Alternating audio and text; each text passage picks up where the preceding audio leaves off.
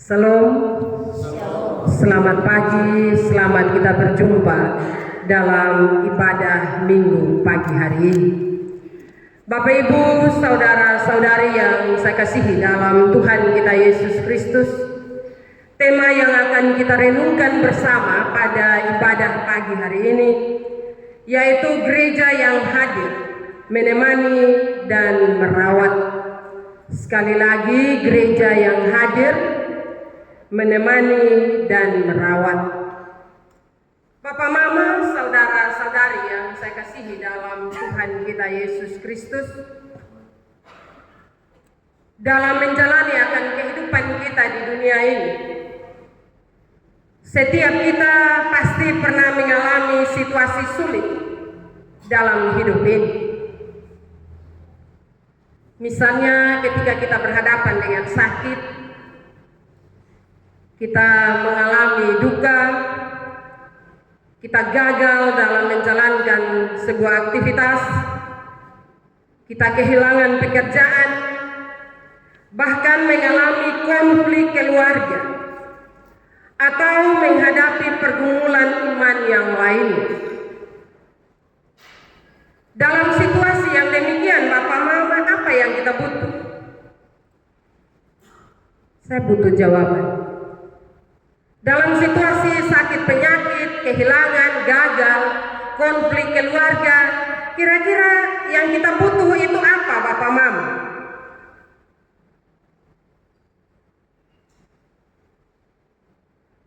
Yang biasanya kita butuh itu tidak hanya sekedar sebuah nasihat atau juga bantuan materi,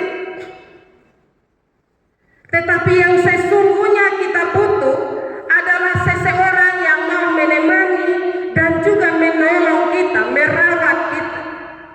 Itulah yang sesungguhnya dibutuhkan oleh seseorang ketika dia mengalami berbagai pergumulan berat dalam hidupnya. Parabel atau perumpamaan tentang orang Samaria yang baik hati, Bapak Mama, mengajarkan bahwa kasih tidak cukup diwujudkan dalam kata-kata atau pengakuan. Kasih harus hadir dalam tindakan nyata. Karena itu baik gereja secara organisasi maupun sebagai pribadi orang percaya, kita semua dipanggil untuk hadir, menemani dan merawat yang terluka, yang tersakiti, dan hidup kacau balau dengan kasih yang dianugerahkan Tuhan kepada kita. Memang tidak mudah, tetapi itu menjadi tanggung jawab kita. Bapak Mama, perumpamaan Tuhan Yesus ini menggambarkan seorang Samaria yang dianggap oleh kelompok masyarakat Yahudi pada waktu itu adalah kelompok masyarakat yang kelasnya rendah, kelompok orang berdosa dan jauh dari kemuliaan Allah. Tetapi Bapak Mama justru menjadi pribadi yang menunjukkan kasih yang sejati. Bapak Mama, perumpamaan ini merupakan sebuah tamparan bagi para pengurus gereja yang terdiri dari para imam dan kaum Lewi yang seharusnya melaksanakan ajaran kasih yang dikumandangkan setiap kali beribadah dan juga berkhotbah. Perumpamaan ini juga sekaligus menginspirasi dan menegur kita untuk selalu hadir, menemani dan juga merawat. Tidak perlu strata sosial yang rendah atau juga pas-pasan. Tidak perlu memikirkan penghargaan atau pujian dan tidak juga perlu bertanya apa kapasitas kita untuk hal itu. Karena siapapun juga kita, Bapak Mama, sebagai orang percaya kita dipanggil dan telah diperlengkapi dan diutus untuk hadir, menemani dan merawat dunia ini. Karena itu Bapak Mama, jangan kita cuci tangan.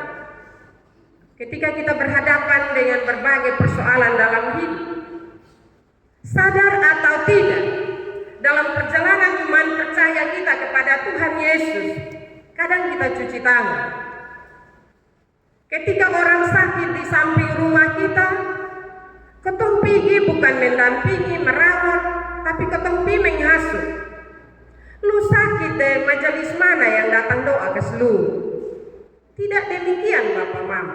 Kita semua baik pendeta, majelis jemaat, kita diberi tanggung jawab yang sama untuk merawat, menemani akan berbagai pergumulan hidup yang ada di sekitar kita. Bapak Mama berpayung pada tema gereja yang hadir, menemani dan merawat. Setidaknya ada 3 karakter gereja sebagai organisasi jemaat dan gereja sebagai pribadi jemaat yang bisa kita pelajari dan juga kita teladani dalam hidup kita dalam bacaan pagi hari ini. Yang pertama, gereja yang hadir. Gereja yang hadir tidak menutup mata terhadap penderitaan, terhadap berbagai kekacauan atau kerusakan di sekitarnya. Hadir itu Bapak Mama bukan hanya sekedar ada. Hadir itu berarti ada dan memberikan kontribusi. Dalam ayat yang ke-31 hingga ayat yang ke-33 Bapak Mama menggambarkan sikap kurang elok dari imam dan orang Lewi sebagai pelayan-pelayan kasih yang justru menyingkir dan meninggalkan tugas pelayanan. Ini menggambarkan kondisi gereja dan orang Kristen yang sering ada tetapi pasif. Ada tetapi tidak hadir. Gereja yang demikian, gereja yang diam atau menghindar dari pelayanan kasih, atau bahkan menambah kerusakan atau kekacauan yang lebih lagi yang sementara terjadi. Karena itu Bapak Mama, firman Tuhan ini datang untuk mengingatkan kita dan menasihati kita. Adakah dalam pelayanan gereja saat ini, atau adakah kehidupan orang Kristen saat ini yang cenderung berupaya menghindar, mencari aman, mencari untung sendiri, atau bahkan memperumit kondisi tertentu? Mungkinkah gereja juga sering terjebak dalam sikap yang sama seperti imam dan orang Lewi yang melihat lalu menghindar? Kita memang tidak bisa dibedakan dari imam dan orang Lewi bila kita melihat kemiskinan di sekitar kita tetapi tidak bergerak menolong, malah menghindar. Yang berikut, kita tahu ada anggota jemaat yang sakit tetapi kita tidak mengunjungi orang-orang sakit. Hal yang berikut, ketika kita dengar ada duka dalam jemaat, ketong sonepi, yang ada hanya ucapan rib, turut berduka cita. Itu cukup. Padahal tidak demikian Bapak Mama. Kalau ada orang mati, beta suka baca, ini turut berduka cita, ini penuh. Tetapi ketika beta ada di orang mati yang ucap rib-rib dong, besok lihat dong muka. Ini justru aneh bagi ketong Bapak Mama. Karena itu firman ini sebenarnya sebuah tamparan bagi kita. Bukan saja Bapak Mama, tapi juga bagi saya yang berbicara. Sebuah peringatan bagi kita. Yang dibutuhkan orang adalah mendampinginya dan mendoakannya. Sekedar ketempi lihat dia dalam keadaan menangis, dia merasa dikuatkan walaupun tidak langsung hilang rasa dukanya. Karena itu mulai hari ini Bapak Mama, kalau ada orang meninggal di jemaat, kalau tulis kata Ribna, tolong kau hadir juga. Bapak Mama, saudara-saudara yang saya kasihi dalam Tuhan kita Yesus Kristus, ini berbeda dengan orang Samaria. Walaupun dianggap dirinya dari golongan sosial yang rendah, di sebagai orang berdosa yang hidup jauh dari kemuliaan Allah, ternyata lebih mampu melakukan sesuatu yang seharusnya menjadi tugas dan kewajiban imam dan orang-orang Lewi. Dia yang tidak masuk dalam perhitungan kasta pada waktu itu. Orang Samaria juga tidak bergaul dengan orang Yahudi, karena orang Yahudi merasa bahwa dia lebih baik dari orang Samaria. Tetapi justru dia yang melakukan pelayanan kasih yang menurut Tuhan Yesus itu yang terbaik. Bapak Mama Alkitab bersaksi ketika ia melihat orang itu tergerak hatinya oleh belas kasih. Ini mengajarkan kita bahwa pelayanan yang baik bukan karena berbagai hal yang menurut kita itu yang terbaik, melainkan tentang hati yang tergerak. Apakah ketika kita melayani dalam pelayanan kita, apakah hati kita tergerak atau tidak? Atau kita melakukannya karena asal-asal? Gereja yang hadir adalah gereja yang peka terhadap penderitaan sesama, tidak acuh terhadap pergumulan-pergumulan yang ada di sekitar kita, tetapi mau keluar menjumpai mereka yang membutuhkan dan melayani mereka. Sekali lagi ini menjadi tugas bersama kita. Kami tidak cuci tangan, tetapi mari kita bergandengan tangan untuk melaksanakan tugas dan tanggung jawab pelayanan dengan tergerak hati. Setiap pelayanan yang kita berikan itu harus lahir dari hati kita yang paling tulus. Hal yang kedua, gereja yang menemani. Gereja yang menemani tidak hanya memiliki belas kasihan, tetapi mendekat. Ayat 34 dari Lukas pasal 10 ini mengatakan, ia pergi kepadanya. Kalimat ini sederhana Bapak Mama, tetapi penting dalam menjelaskan sikap yang harus diambil oleh gereja yang menemani. Imam dan orang Lewi menjaga jarak, tetapi orang Samaria justru mendekat. Kasih sejati selalu membuat seseorang berani mendekat yang terluka, yang hina, dan juga menurut kita tidak layak. Gereja yang mendekat dan menemani adalah gereja yang banyak menerima kasih sejati dari Tuhan. Dan gereja yang memiliki kasih sejati tidak berdiri seperti menara gading yang megah di tengah penderitaan manusia dan kekakuan dunia, tetapi mau menemani dan berjalan bersama orang yang sedang bergumul dan dunia yang sementara dihantam banyak badai krisis. Mungkin kita tidak mampu menyelesaikan masalah mereka, tetapi dengan mendekat kita dapat menemani mereka melewati masa-masa sulit itu. Yang ketiga, gereja yang merawat. Bapak Mama, gereja yang merawat bersedia berkorban.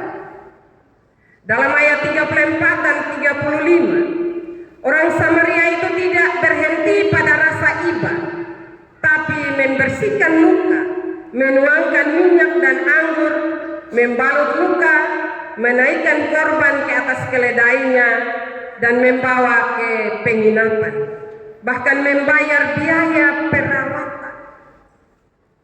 Bahkan berjanji ketika masih perawatan itu, kalau masih membutuhkan uang atau kurang dari uang yang dia berikan, dia berjanji untuk setelah dia kembali dia melunasinya. Bapak Mama, saudara-saudari yang saya kasihi dalam Tuhan, dalam kaitan dengan gereja yang merawat ini, kita semua dipanggil bukan hanya mengasihi dengan kata-kata, tetapi dengan tindakan nyata. Gereja yang merawat adalah gereja yang membangun pelayanan diakonia, memperhatikan anggota jemaat yang lemah, dan juga membantu keluarga yang mengalami kesulitan, dan saling memperhatikan, memberi ruang pemulihan bagi mereka yang terluka secara emosional dan rohani. Pertanyaan refleksi bagi kita semua pada pagi hari ini, sebagai gereja Getsemani Tarus Timur, sebagai pribadi-pribadi majelis dan juga jemaat yang adalah gereja itu. Apakah kita sudah hadir? Tidak sekedar ada dalam penderitaan, kesakitan, kerusakan, atau kekacauan dunia ini. Apakah kita sudah mendekat dan tidak menghindari penderitaan, kesakitan, kedukaan, dan teriak minta tolong? Apakah kita sudah merawat yang sakit, memperbaiki yang rusak, dan membantu yang menderita? Ataukah kita menjauh, kita menghindar? Firman Tuhan pada pagi hari ini sekali lagi mengingatkan kita dan menasihati kita semua, mengajak kita untuk mulai hadir, menemani dan merawat sesama dan lingkungan alam di sekitar kita yang membutuhkan sentuhan kasih dari kita. Karena gereja yang sejati bukan hanya tempat orang beribadah pada hari Minggu, tetapi komunitas kasih yang hadir saat orang terluka, menemani dalam pergumulan dan merawat sampai mereka semua memperoleh kesembuhan.